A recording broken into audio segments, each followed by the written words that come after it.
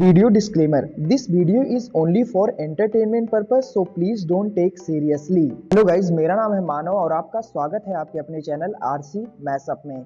Guys, आज के इस वीडियो में हम देखने वाले हैं एक कमाल के मैशअप रिएक्शन को। अगर आपको ये मैशअप रिएक्शन की वीडियो पसंद आएगी तो वीडियो को लाइक और शेयर जरूर कर दीजिएगा और चैनल पे नए हैं तो चैनल को सब्सक्राइब जरूर कर लीजिएगा।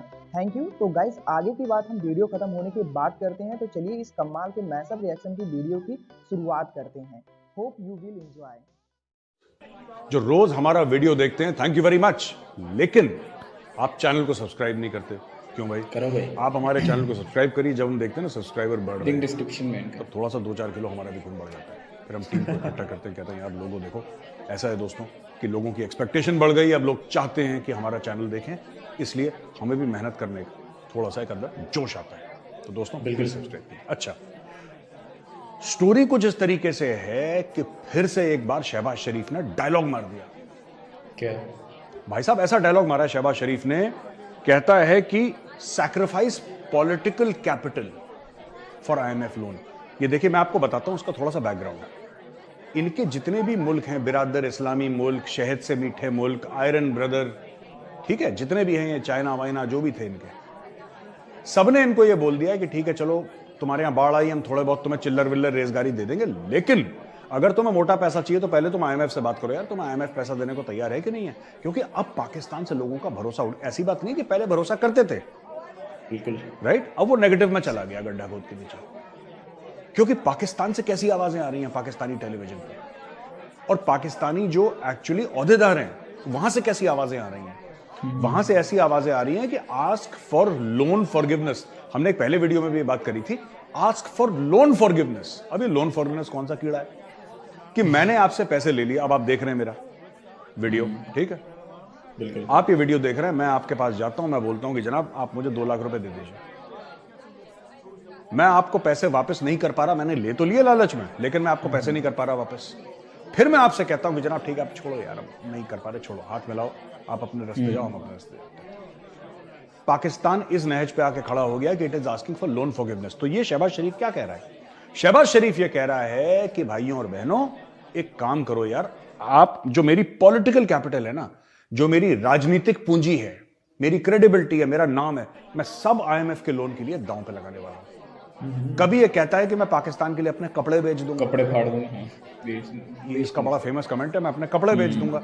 कभी कहता है मैं पाकिस्तान के लोन के लिए अपनी जान दे दूंगा। अबे तेरी जान की क्या कीमत है भाई? तो उससे क्या करेगा तेरी जान लेके कोई? You know used to man of beast. कौन क्या करेगा तुम्हारी जान लेके? तो ये शहबाज शरीफ की रोज रोज वो पुराने हिंदी पिक्चरों वाले डायलॉग जो होते थे ना कि मैं ये कर दूंगा और खून पी जाऊंगा टाइप, इस टाइप का डायलॉग मार रहा, काम नहीं कर रहा है। अच्छा, काम ये कौन सा कर रहे हैं? फवाद चौधरी, जो डब्बू जी नहीं कहते हम, डब्बू जी ये देखिए फोटो, डब्बू जी को अंदर कर दिया यार इन्होंने। इनके पास मुल्क इनका, मैंने ट्वीट भी करा था, मुल्क इनका खड़ा है डिफॉल्ट के दहाने पे, कभी भी बैंकरप्सी हो जाएगी, कभी भी, ठीक है। 15 दिन का तेल है, इसके बाद इनके पास तेल भी नहीं है, राइट। सब्जियां सड़ रही हैं कंटेनरों में कराची पोर्ट पे, उन सब्जियों को डॉलर देके सब्जियों को छुड़ाने का इनके पास कोई प्लान नहीं है, कोई पैसे नहीं है, ठीक है।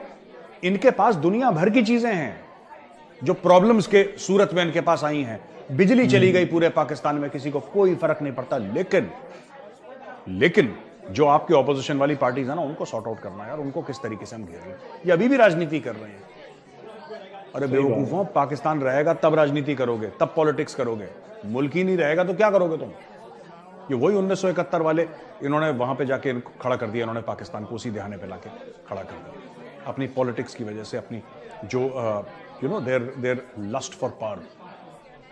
एक इनके अंदर एक भूख है, एक हवस है सत्ता के लिए, और उसके लिए कितनों के सर कटे हैं। ये कहते हैं ना, मुगलों को बहुत बड़ा मानते हैं, पाकिस्तान में अक्सर ये कहते हैं कि हम मुगल के वंशज हैं, काफी पाकिस्तानी। यार सुनो, मुगल भी तो ऐसे थे, बाप बेटे का गला काट रहा है, बेटा बाप का गला काट रहा है, उसको जेल में डाल रहा है, यही तुमने कर रखा है। तुम्हें भी तो प्रूव करना है ना कि तुम मुगल हो, तो यही काम करोगे जो मुगलों ने करा है। अच्छा, अब दोस्तों हम आ जाते हैं जो और ताजा खबरें हैं। खुर्रम दस्तगीर जो पाकिस्तान का एनर्जी मिनिस्टर है, उसका वो लिखता ही अपना नाम इंजीनियर खुर्रम। ये पाकिस्तान में बड़ा एक चलन है। कभी आपने देखा दुनिया में जो इंजीनियर है, डॉक्टर लिखता है अपने नाम के आगे, इंजीनियर लिखता है अपने नाम के आगे? अच्छा, पाकिस्तान में लिखते हैं इंजीनियर खुर्रम दस्तगीर।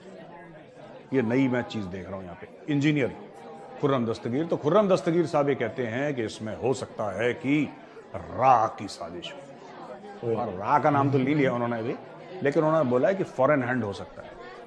जो पाकिस्तान में बिजली गई थी और अभी भी नहीं आई पूरी तरीके से, और चूरन वहां पे हो सकता है विदेशी ताकतों का। अच्छा, ये सबसे बढ़िया चूरन है, यही लाहौरी चूरन है, पाकिस्तानियों में बांट दो कि देखो हमारी गलती नहीं है इसमें। हमारा जो एनर्जी का जो सर्कुलर डेट है उसकी गलती नहीं है।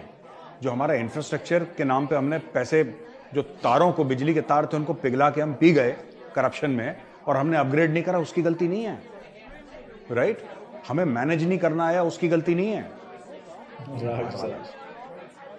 कोई बाहर वाला था, अब सोचो इंडिया को, ये इंडिया को कितना बड़ा फायदा हो जाएगा जब देखेंगे कि लाहौर में अब्दुल भाई मोमबत्ती की रोशनी में खाना खा रहे।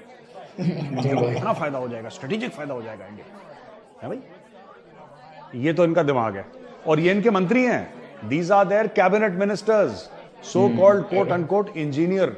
बड़े लिखे खुर्रम दस्तगीर जो कह रहा है कि हो सकता है बाहरी साजिश हो, और इसको यकीन है, ही सस्पेक्ट्स, उसको शक है कि इसमें फॉरेन है।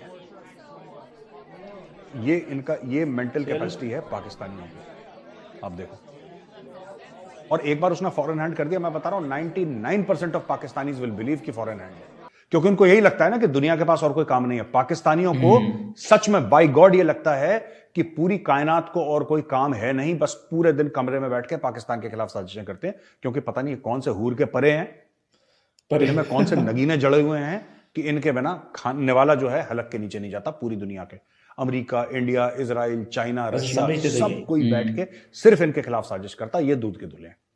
ठीक है दोस्तों। अच्छा, मोबाइल फोन, टावर शावर सब उड़ गए पाकिस्तान में, क्योंकि जाहिर सी बात है तेल नहीं मिला। 50% of the petrol pumps were without oil in Pakistan. बिजली थी नहीं, मोबाइल फोन नहीं था वहां पे काम कर रहा, मतलब 10 और चीजें जो पाकिस्तान में नहीं काम कर। ये देखिए किसी भी मुल्क के लिए दोस्तों कितना डेंजरस है। मैं एज एन इंडियन बता रहा हूं, किसी भी मुल्क की नेशनल सिक्योरिटी के लिए कितना डेंजरस है, किसी भी मुल्क की नॉन ट्रेडिशनल सिक्योरिटी के लिए कितना डेंजरस है। बिल्कुल कि पूरे 48 घंटे के लिए पूरा मुल्क बिल्कुल ब्लिंक मार जाए। 24 घंटे के बाद तो कुछ कुछ लाइट आने लगी, लेकिन अभी भी पूरे मुल्क में नहीं है बिजली। आपकी इंडस्ट्री को कितना हिट करा है, आपके प्रोडक्शन को कितना हिट करा है। आम आदमी को छोड़ दीजिए, जो घर में प्रॉब्लम हो ठीक है, एक आध दिन झेल लेता है आदमी, कोई दिक्कत नहीं है। परेशानी होती है, कौन कौन करता है, लेकिन he understands. Even if he does not understand, वो काम कर लेगा। लेकिन जब आपकी इंडस्ट्री बंद हो गई, कैन यू इमेजिन 48 घंटे के लिए जिस मुल्क की इंडस्ट्री बंद हो गई, कितना डीजी सेट पे चलाओगे यार, कितना जनरेटर पे चलाओगे? It's not possible. ये वो मुल्क है जहां पे 8-9 घंटे की इंडस्ट्री चलती है। इस मुल्क में 24 घंटे इंडस्ट्री चलनी चाहिए, 24 घंटे दिन रात, 2-2, 3-3 शिफ्ट में आदमी काम करें, 2-2, 3-3 शिफ्ट में आदमी काम करें, प्रोडक्शन हो, एक्सपोर्ट हो, तब जाके, और बाकी इनके जो इश्यूज हैं वो सॉर्ट आउट हो, टैक्स वैक्स के और जो करप्शन के, तब जाके कहीं हो सकता है कि 10-15 साल के बाद ये मुल्क स्टेबल हो। लेकिन ये नहीं करेंगे। अब मैं आपको एक और चीज बताता हूं, एक बार पहले देखिए ऊपर, मैं आपको बताता हूं ऊपर देखिए जरा, आपको पता लग जाएगा कि कहां पे इन लोगों ने जो 1.2 बिलियन, मैंने बोला था ना एक बार, 1.2 बिलियन डॉलर्स की इन्होंने गाड़ियां, लग्जरी गाड़ियां इंपोर्ट करी हैं। अच्छा, ठीक है। इसमें मैं आपको कॉमेडी बताता हूं, इसमें 2 कॉमेडी हैं बड़ी जबरदस्त, जो आपको देख के मजा आ जाएगा। इसमें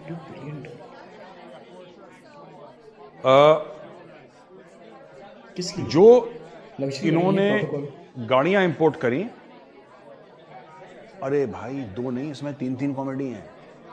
मैं एक कॉमेडी छोड़ी थी मैंने। जब पाकिस्तान के हलक से फॉरेन एक्सचेंज नहीं निकल रहा था, तब पाकिस्तान ने आर्मी ऑफिसर्स को बोला कि तुम tax free, import duty free bullet proof गाड़ियां इंपोर्ट करो, और उन्होंने दबादब 6000 सीसी तक की गाड़ियां इंपोर्ट करी, tax free, import duty free.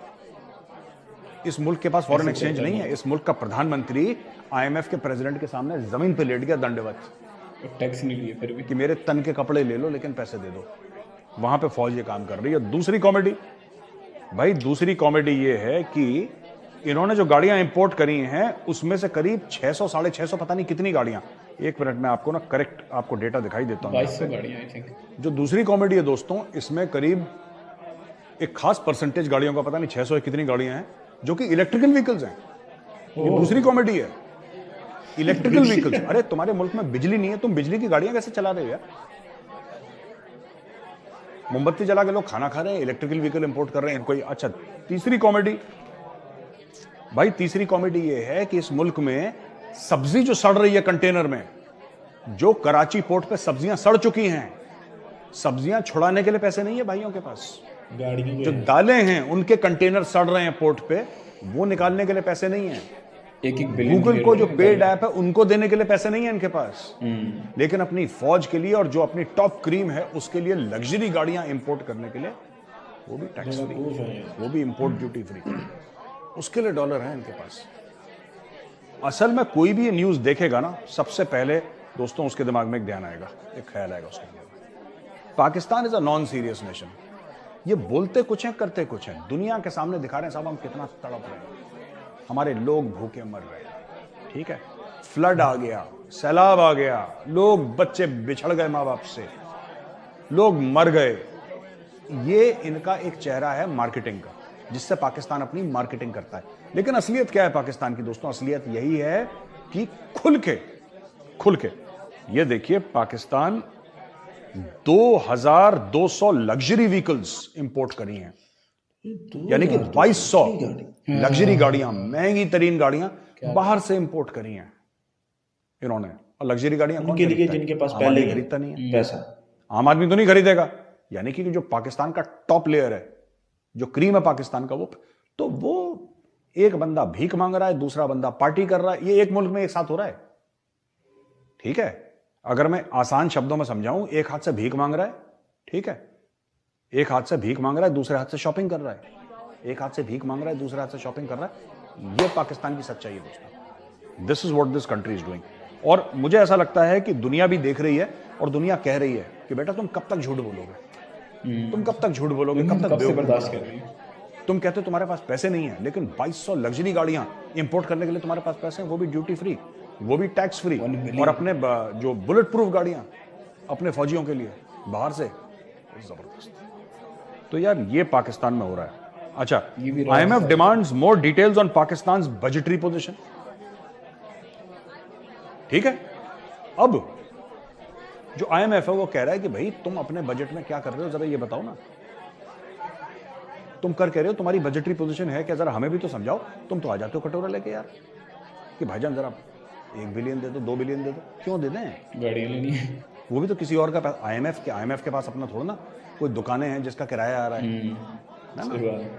IMF कोई ना कोई कंट्रीब्यूट कर रहा है IMF को, कोई मुल्क कंट्रीब्यूट कर रहा है IMF को, और वो जो मुल्क कर रहा है उसके पास पैसा कहां से आया? वो अपने लोगों पर टैक्स लगा रहा है। किसी और का टैक्स पाकिस्तानी खा रहे हैं, समझ रहे हो मेरी बात?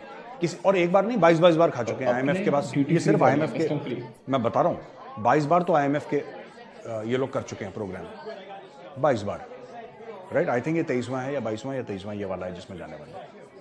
इसके अलावा सैकड़ों बार भीख मांग चुके हैं ये सऊदी अरब से, बाकी मुल्कों से भी, सैकड़ों बार अमेरिका से, सैकड़ों बार चीन से, सैकड़ों बार यूनाइटेड अरब एमिरेट्स से। ऐसा कोई सगा नहीं जिसको ठगा नहीं। बाय गॉड मैं बता रहा हूं, यही आलम है पाकिस्तान का। और फिर ये ऐसी हरकतें करते हैं। अब उसने बोल दिया कि अपना बजट बताओ जरा, तुम लोगों की बिजली का बिल कितना बढ़ाओगे ये तो बताओ, तुम लोगों के गैस का बिल कितना बढ़ाओगे ये तो बताओ, कुछ तो बताओगे। पैसे दे दो भैया, पैसे दे। क्यों दे दो पैसे? 2-2 दिन में आ जाते हो, ऐसे पैसे दे दो क्यों? तुम करोगे क्या? पैसे वापस कैसे करोगे? अपनी इकोनॉमी ठीक कैसे करोगे ये तो बताओ। और इसके लिए भी कुछ पाकिस्तानी कह रहे हैं जी IMF की बड़ी साजिश है। एक तो मैं नाम भूल गया उस बुड्ढे का, 1.5 पसली का बेचारा, वो टीवी पे कहता है कि तुम तेल दुनिया से फ्री मांगो, दुनिया तुम्हें फ्री में तेल देगी। तो उसने पूछा एंकर ने कि भाईजान फ्री क्यों देगी तेल? वो कह रहा है इसलिए वो देगी क्योंकि पाकिस्तान सुपर पावर है। मैं उसका नाम भूल गया बुजुर्ग का। वो कह रहा है कि पाकिस्तान सुपर पावर है और लोग चाहते हैं पाकिस्तान के साथ बनाए रखना, और अगर तुम्हें पाकिस्तान के साथ दोस्ती करनी है तो तुम्हें फ्री में तेल देना पड़ेगा।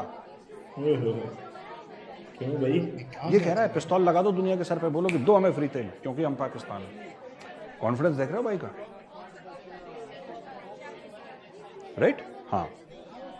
और दोस्तों आज की आखिरी खबर है पाकिस्तान से कि जो पाकिस्तान के एयर चीफ मार्शल हैं, यानी कि उनकी एयरफोर्स के जो हेड हैं, उनका नाम है Zaheer Ahmad Babar Sidhu.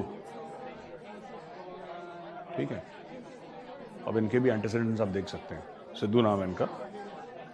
Commander of US air force central command lieutenant general Alexis ग्रिनकोविच।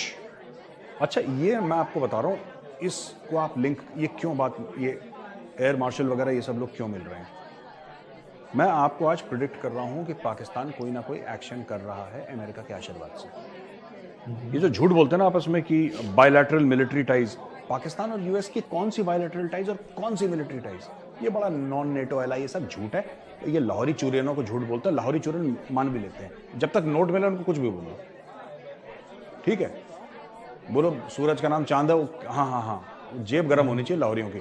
मैं आपको बताता हूँ ये क्यों। पाकिस्तान एक एक्शन करने वाला है। पाकिस्तान या तो एक्शन अफगानिस्तान में करेगा या पाकिस्तानी एक्शन ईरान में करेगा। First priority is of course Afghanistan, number 1 priority is Afghanistan. Iran का हो ना हो नोबडी नोस।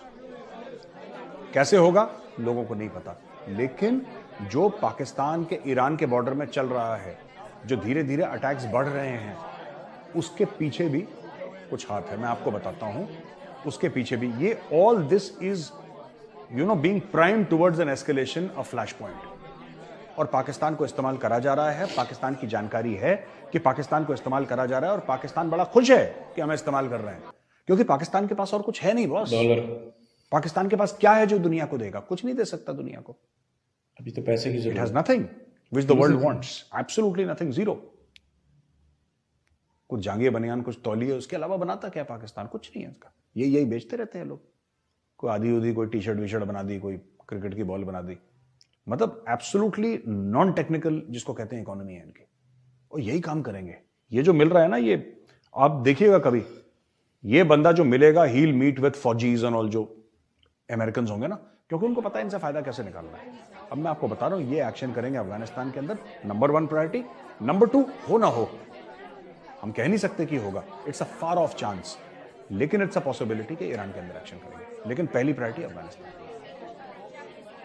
इसी के लिए $450 मिलियन इनको दिए थे, स्पेयर्स में, रिप्लेसमेंट पार्ट्स, ब्ला ब्ला ब्ला, वो काय के लिए दिए थे। काफी इंडियंस ये कह रहे थे कि नहीं वो हमारे खिलाफ यूज करेंगे। वो आपके खिलाफ है ही नहीं है ना, वो आपके खिलाफ है ही नहीं। वो मामला अलग है, वो पूरा मैटर अलग है जो पाकिस्तान के साथ चल रहा है। पाकिस्तान फिर बिकने की दहाने पर खड़ा हुआ, फिर बिक जाएगा पाकिस्तान।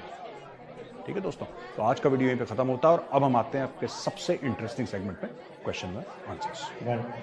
तो दोस्तों पहला जो सवाल है वो आजाद हिंद, नीचे उन्होंने नाम लिखा है अपना Shivanya Tewatia. My question to you is, in recent times there is an increase in Indian and Chinese troops build up at the border areas. What is going to happen and what do you think about the planning of Indian Army? Shivanya जी, पहली बात तो मैं बहुत छोटा आदमी हूँ। I cannot comment about the planning of the Indian Army because I don't know. Nobody knows apart from the Indian Army. But जितना मुझे थोड़ा 1% या 0.5% पता है, वो जितना पता है कि प्लानिंग उनकी मुकम्मल होती है, प्लानिंग उनकी बड़ी सॉलिड होती है और एग्जीक्यूशन भी उनका सॉलिड होता है। चाइनीज बॉर्डर पे क्या होगा, nobody can predict, but China आपको पिंच करता रहेगा। चाइना खुल के कभी नहीं लड़ेगा आपसे। चाइना आपके साथ वॉर नहीं चाहता, क्योंकि चाइना में इंटरनल प्रॉब्लम्स बहुत हैं। और अब इंडिया भी वो इंडिया नहीं रहा कि जिसको आप बोलें कि ये कर, मतलब अब चाइना को पता है कि मतलब अगर इंडिया के नाक से खून निकलेगा, अगर चाइना ने पंच मारा भारत को और भारत की नाक से खून निकला तो पूरा चाइना का जबड़ा निकाल देगा, भारत से बाहर आ जाएगा हाथ में जबड़ा। ये चाइना को पता है। चाइना कभी आपके साथ पंगे नहीं लेगा, लेकिन आपको हल्का हल्का पिंच करता रहेगा, हल्की हल्की प्रॉब्लम्स आपके लिए क्रिएट करता रहेगा, क्योंकि चाइना ये नहीं चाहता कि आप समुद्र की ओर देखें। राइट? चाइना ये नहीं चाहता कि आप समुद्र की ओर देखें। चाइना सिंपली ये चाहता है कि आप जो है हिमालय की तरफ देखते रहें। इसलिए आपको वहां पे बिजी रखेगा, कोशिश करेगा जमीन ले ले, फिर आप उसको धकेलेंगे, फिर वो आएगा। ये सिलसिला मुझे ऐसा लगता है कि कुछ सालों तक चलता रहेगा, लेकिन चाइना आएगा जरूर। हो सकता है कभी 1 साल का गैप दे दे, लेकिन फिर आएगा जरूर चाइना। दूसरा सवाल है शिशिर शुक्ला, जैन सर, रॉ, IB and NIA are working hard for national security. Is it possible that all these agencies can be combined to work more effectively? शिशिर शुक्ला जी नमस्कार, जय हिंद सर। आपने बोला रॉ, इंटेलिजेंस ब्यूरो, NIA क्या एक साथ ये एक ही साथ काम करते हैं सर। ये आप इनको पहचानते हैं? इनकी फोटो देखिए, इनका नाम है श्री अजीत डोवाल कीर्ति चक्र। यही तो करते हैं सब, करता धरता यही है सब। इन्हीं के अंडर ये सारी एजेंसीज हैं जो काम करती हैं इनके कोऑर्डिनेशन सब। नेशनल सिक्योरिटी काउंसिल क्यों बना? NSA नहीं इंडिया में। ठीक है, नेशनल सिक्योरिटी काउंसिल जो है वो इसीलिए तो है। It is the umbrella organization, it is the umbrella body, यही करती है। और ऊपर जो इस तंत्र को चलाते हैं पूरे हमारे इंटेलिजेंस और नेशनल सिक्योरिटी अपरेटस को, it is the national security advisor mister Ajit Doval, वो ये तंत्र चला रहे हैं पूरा। तो आपके सवाल का जवाब ये है कि फोटो आप डोवाल साहब की देख लीजिए ध्यान से, यही हैं जो कर रहे हैं सब। अच्छा, अखिल Bharti, we know that our armed forces are very much capable of performing any task any day, but for some very risky and tough missions we use our special forces units. But in case of full-fledged war, what role will these special forces play? एक तो मैं आपको बताता हूँ अखिल भारती जी, ये थोड़ा social media में ना लोग अपना डीपी में बलिदान लगा, इनको ना नॉलेज नहीं है स्पेशल फोर्सेस क्या करती हैं। ठीक है, एक रोमांस है, पिक्चर देख के किसी ने उड़ी फिल्म देख ली तो उसी में एक्साइटेड हो गया, बलिदान का बैज लगा दिए, सब ये बचपने की चीज़ें ऐसे। देखो, this is lack of knowledge. मैं आपके लिए नहीं बोल रहा, मैं औरों के लिए बोल रहा हूँ जो जिनका एक फैसिनेशन है। देखिए, फौज में ना मैं आपको बताता हूँ, एक स्पेशल फोर्सेस एक किस्म के, इन्फेंट्री एक किस्म की, सब लोग अलग अलग हैं। जो आर्मी सर्विस कोर है ना, आर्मी सर्विस कोर, जो कि खाना, राशन, अब ये काम ग्लैमरस नहीं है। आप 2 दिन लड़ लो बिना ASC के, आप कितने भी बड़े 30 मार खान हो, कितने भी बड़े कमांडो हो, आप ASC के बिना 2 दिन लड़ लो, हवा निकल जाएगी। AOC, ordnance corps, ordnance corps वो है जो आपके बाकी सप्लाईज, जैसे कि आपके एम्युनिशंस हैं, आपके जैसे कपड़ा लत्ता, ये सब पूरा इक्विपमेंट, ये सब जो आपको आगे भेजता है, हथियार वगैरह, आप लड़ लो। कितने बड़े सूरमा हो, 24 घंटे के अंदर हवा निकल जाएगी।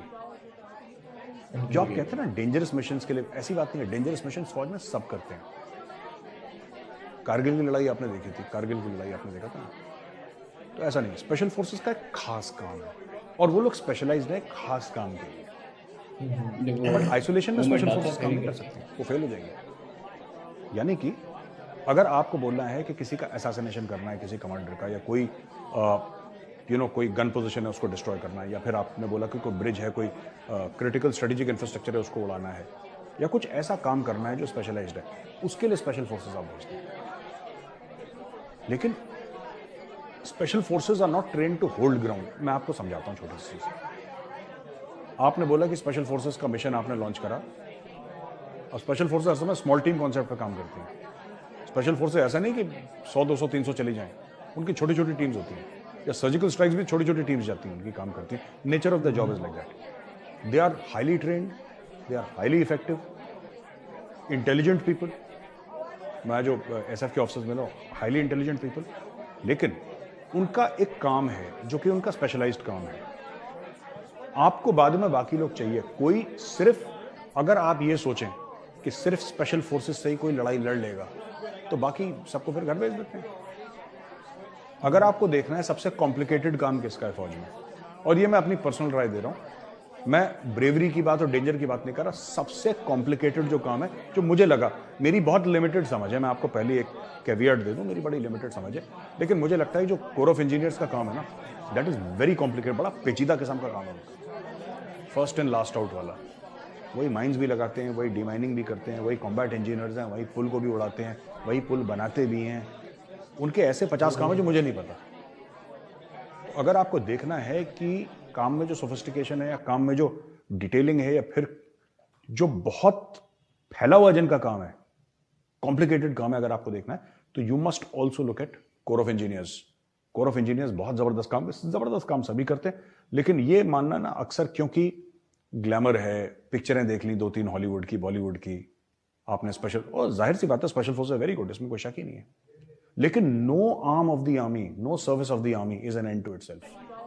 कोई बोल दे कि सिर्फ इन्फेंट्री लड़ाई जीत सकती है, मैं इन्फेंट्री को मैं खुद बोलता हूँ, बहुत मुश्किल हो जाएगा without artillery support, without the support of services ASC AOC। 24 घंटे के बाद नाक से खून निकलना शुरू हो जाएगा। तो यार हर बंदा चाहिए, ठीक है ना, लड़ने के लिए। अच्छा, आखिरी सवाल है जो मैं आज का लूंगा, ये है सात्विक गौतम जी का।